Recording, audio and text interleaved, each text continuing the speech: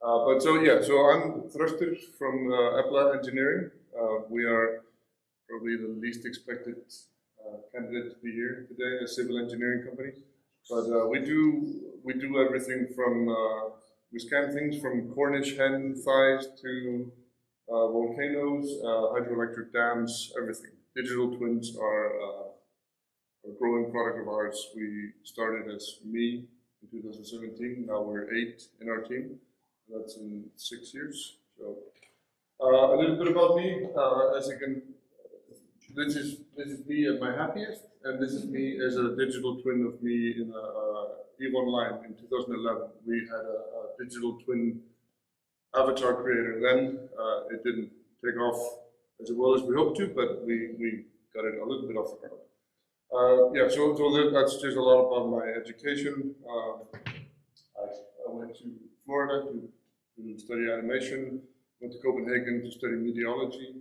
Does anybody here know what Medialogy is? Well, it's basically a marriage of art and engineering. So a lot of computer vision, all this kind of stuff. Then I joined EFLA in 2017 and got an Epic Mega Grant in 2020. And I promote digital twins in any shape and form as a part of my work, both at EFLA and with other companies. And my interest in photogrammetry and digital twins started around 2006 when I found out about this technology being developed inside institutes like Caltech, MIT, all this stuff. It required computers the size of Gua, the downtown area, and now we have them in here, in this little device, and there's like 8 apps on this thing that do exactly the same thing, and they all do it to a varying degree of quality. But going to the digital statues project, or stafrænar styttur, it is basically a collaborative project between EFLA and the Einar Jónsson Sculpture Museum. So how many of you have been in the Einar Jónsson Museum this year? This year? Yeah. In your life? Yeah. And you all, I assume that most of you identify with the feeling that you get when you go in there. It's a very different type of museum. It's filled with stories. It's very visual. It's very hard to reach if you can't walk. All that kind of stuff. And especially like if you're from out of town, it's the one thing that you forget to visit but wish you had when you come to Reykjavik. Because it's right next to Hallgrímskirkja. Why wouldn't you go there? But it was when I was talking to Almadís, this is just a little bit of backstory. When the museum was actually run by Einar Jónsson and his wife, there was a sign saying "No children allowed." So it was a very forbidding, very unwelcoming place. But so this project, it started as an accident basically. Well, it started as a scan project that I did without asking permission, and then I went in there. But yeah, so I'm going off course a little bit. But so it started with me visiting the garden where the statues and sculptures were all accessible, and I had just gotten this idea from attending a conference in 2019 that starting to scan everything to my family's displeasure. I gotta stop and scan this. Wait for me. So I was visiting Einar Jónsson Museum in the autumn break at my children's school. So I went up to the person working the front desk and said, "Hey, I've been doing this kind of stuff with the museums out in the sculptures in the back. Would you guys like to see them?" She looked like she had seen a ghost or something. It's like, "Oh my God, I gotta call Alma." And so she called Almadís, and things moved forward, and we decided to apply for a grant by the Ministry of Education at the time. They've changed names and morphed into something else since then. But so we got a grant that allowed us to scan a large number of the sculptures and put them in a 3D viewer. We went with Sketchfab as a platform for this. And so the idea of the project was to make all the sculptures that we could. We did sell a modest amount for the first part. It was like 10, sort of like that.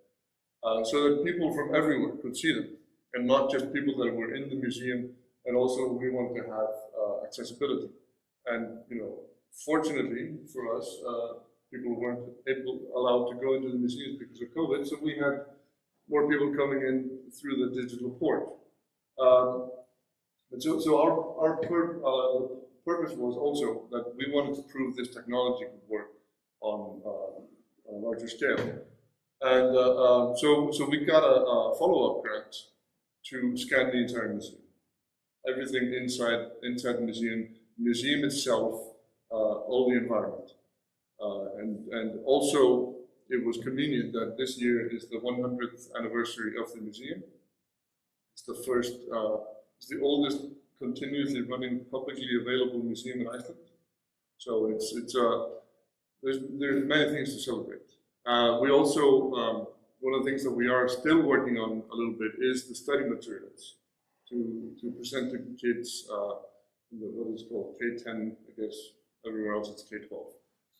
So it's a way to get them to study art and think about the stories being told in the sculptures. And has anyone here seen the Sketchfab models? 1, 2. Okay, then 4. Okay, then we will have a bit of a look. If you don't mind. Let's see. Yeah. So I forgot to mention one. We also got a sort of a follow-up grant from fyrir, alla, which is a separate entity, which allowed us to do a little bit more of the promotional stuff. So it was Barnamenningarsjóður and fyrir, alla. But I don't mind going.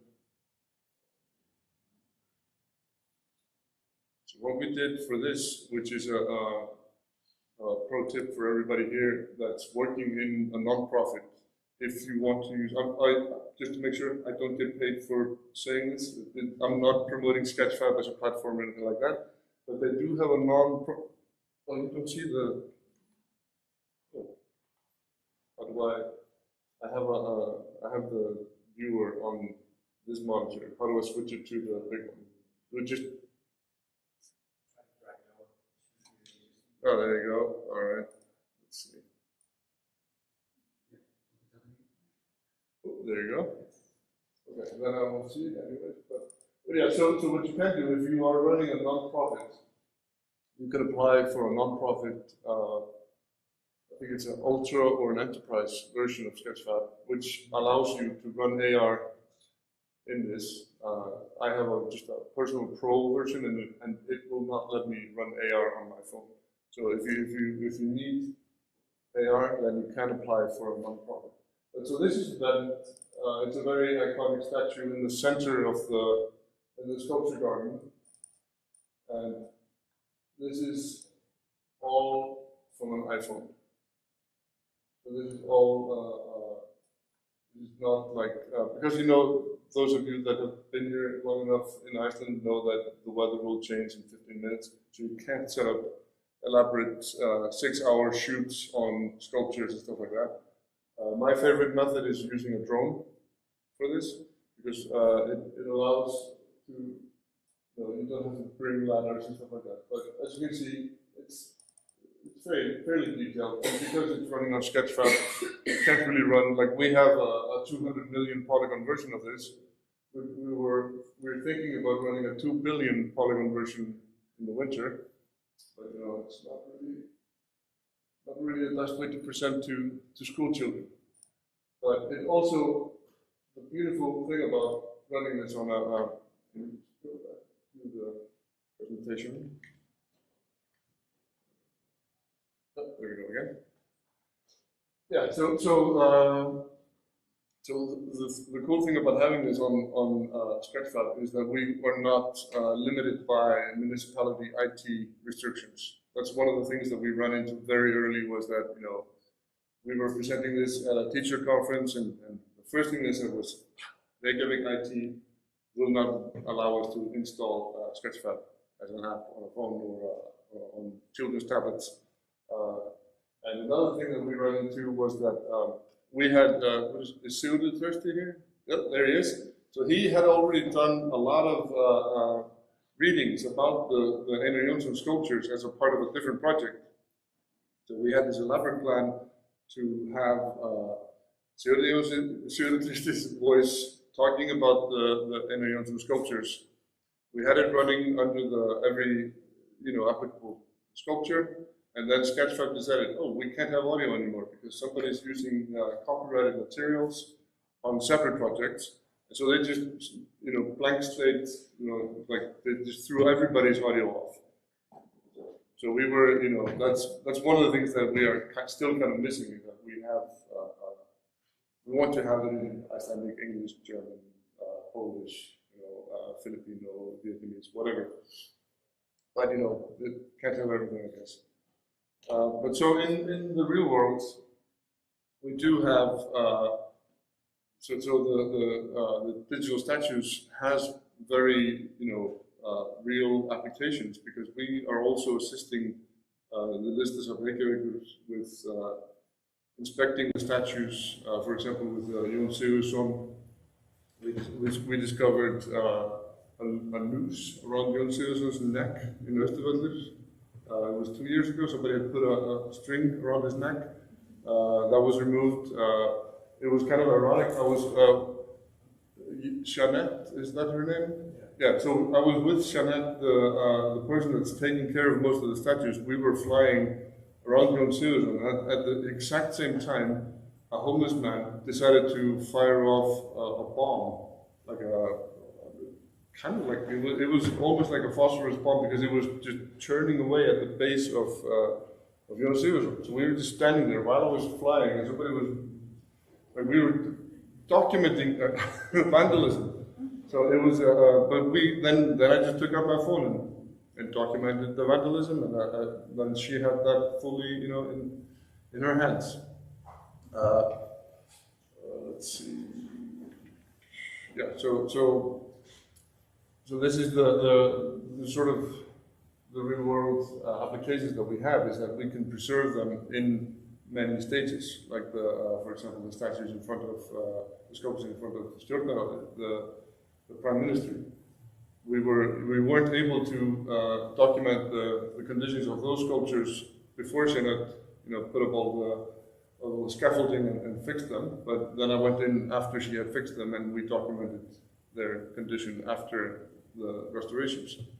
So we were hoping to do more of that, but as you all know, I guess more than anybody, is that money is very tight in this field, and it was decided that photographs will suffice. So that's a constant battle, I guess. Even for when you're a civil engineering company, we do have budgets to consider.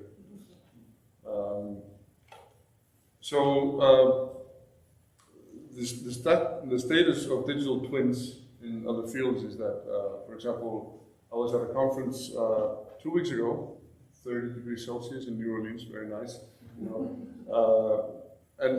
Digital twins were everywhere. Everybody's doing digital twins. We had a lot of interest from companies that have come to Iceland, like, we have so much data that we can't, process. How do we do it? And then I said, we can process data.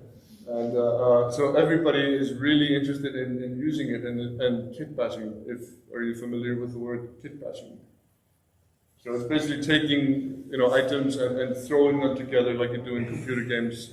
You take familiar settings and make new ones, and so that's what a lot of like you see here down at the bottom. Star Wars has been doing it quite a bit with Icelandic rotations. We are about to do a project that will kind of make EFLA galactic engineering, because we've been twice approached by NASA and the European Space Agency to do digital analogs of the Moon and Mars in Iceland, and I was there. Sorry. About 5 minutes. Yeah. I'm pretty much actually done with this. Let's see. That's how we're doing it. Yeah. So basically, I know a lot of this may not be interesting to heritage preservation, but we are doing a lot of using digital twins for monitoring of construction infrastructure, all this stuff. Also just digital twin systems, which is not like a physical thing, but more like a monitoring system of, you know, fire hazards, water, power, pressure, all this kind of stuff. We also monitor volcanoes. We go into the highlands to monitor rivers, hydroelectric dams. We monitor nobody wants to hear it, but the crawling of the water dams in the highlands. They are like the glaciers, they move a little bit every year. We are using thermal cameras to monitor that because the water leaking from underneath the dams is colder than, of course, the area around it, if you could believe that. But what I'm most excited about right now is using the little devices that we all have. If you have an iPhone 12 Pro or later, then you have what's called LiDAR on your phone. And with a simple app, you can capture, like if you see here, this is a piece of rock at Gullfoss. It looks like this in real life. This is actually also a 3D model of it. But this is what it looks like in ZBrush. And I was in Full Sail, my old school. I was doing a presentation similar to this one. And I showed them this rock and another one in the next slide. And I asked them, how long would it take you to model this? And they just said, oh, it's a full day. It took me 3 minutes. And they just, everybody, the ones that didn't have an iPhone, they loved it. I also don't get money from Apple to say this, but it has sped up a lot of workflows, especially if you're working with areas that are not familiar to most people. I was going to run a few models of larger areas. If we have, do we have a couple of minutes? Yeah. Okay, so I think we will see, for example, here. Let's just copy.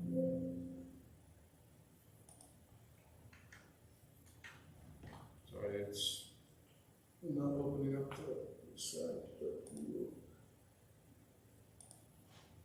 It was a kind of.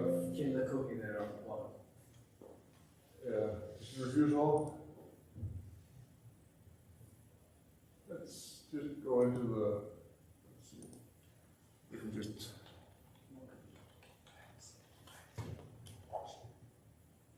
There we go. Okay, so this is another viewer that we use quite a bit. It's called Mira. It runs 2 billion polygons, hundreds of gigapixels, and it's all in real time. So, for example, here we are working on a digital twin, and this is insane. This is 73 million polygons, 9.94 gigapixels. This is for an infrastructure project that we are working on. I can't show you the rest of it because you will go insane when you see it.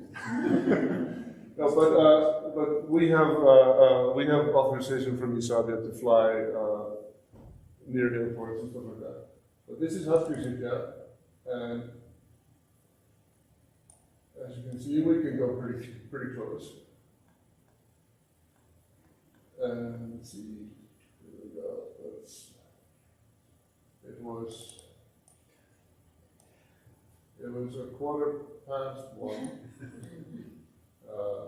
This is also a very natural state of Hallgrímskirkja because I don't think any of us here in here have ever seen Hallgrímskirkja without any kind of scaffolding. I think my great-grandfather worked on it, and there was scaffolding then. And then I think my grandfather worked on it, and there was scaffolding then. And then my father worked on it, and there was scaffolding then. And this is my work on it, and there was scaffolding.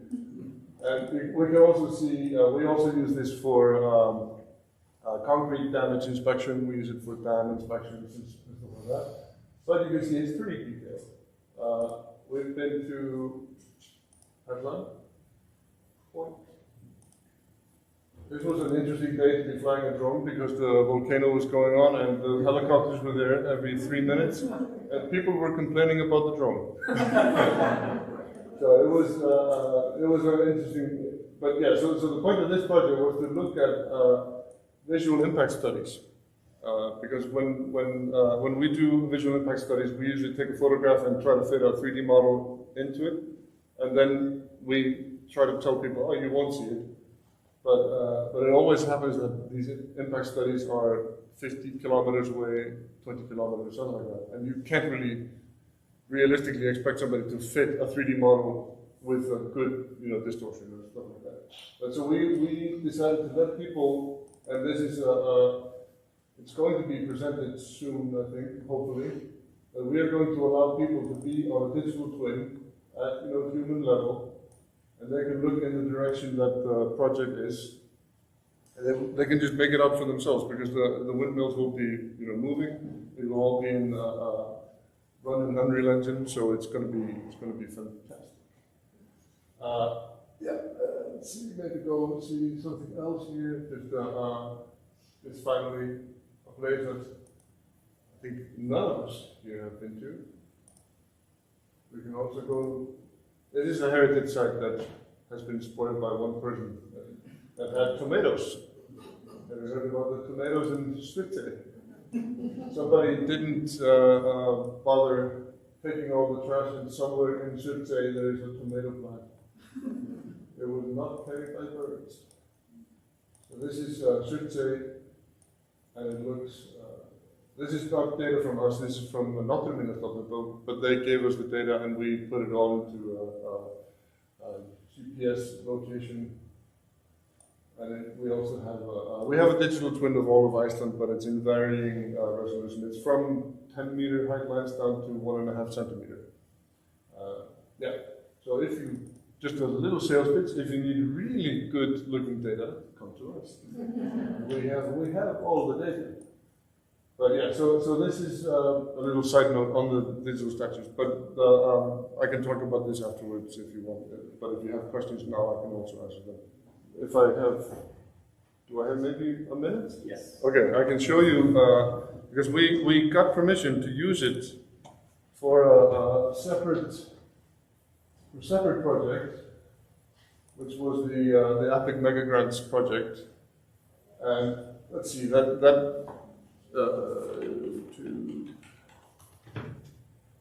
we go.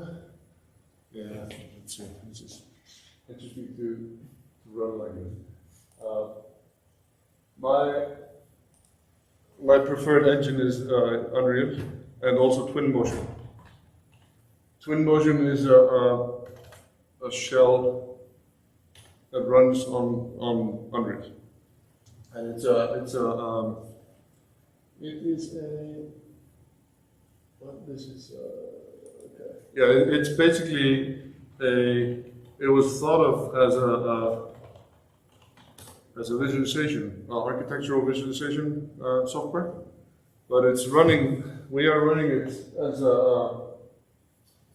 basically an all engine. Let's see. Sorry, just have to. Yeah, there we go. Guaranteed.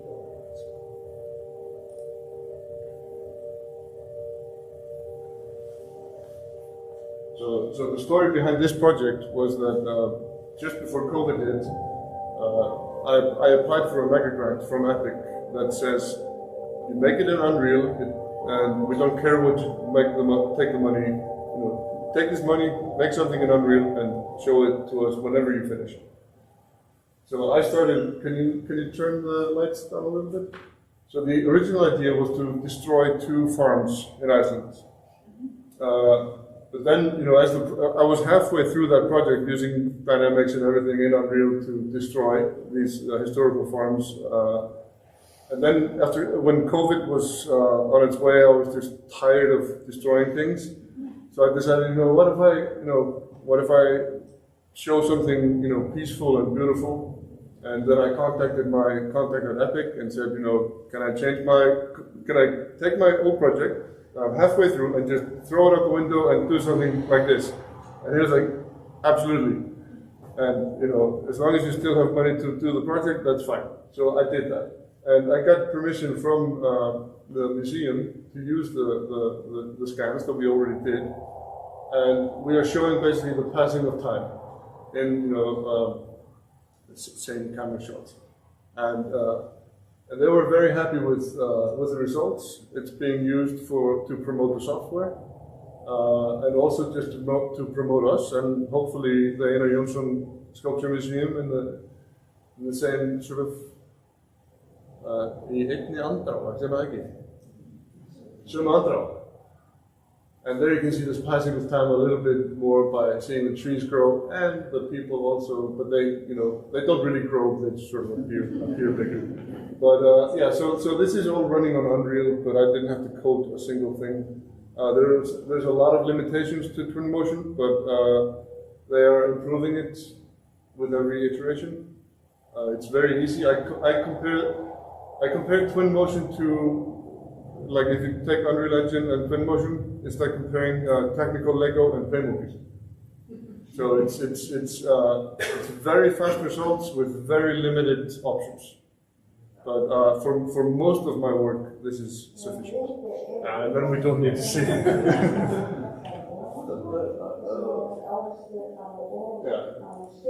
Yeah. Okay. Anyway, so yeah, we can go into this after. Yeah. All right. Thank you for.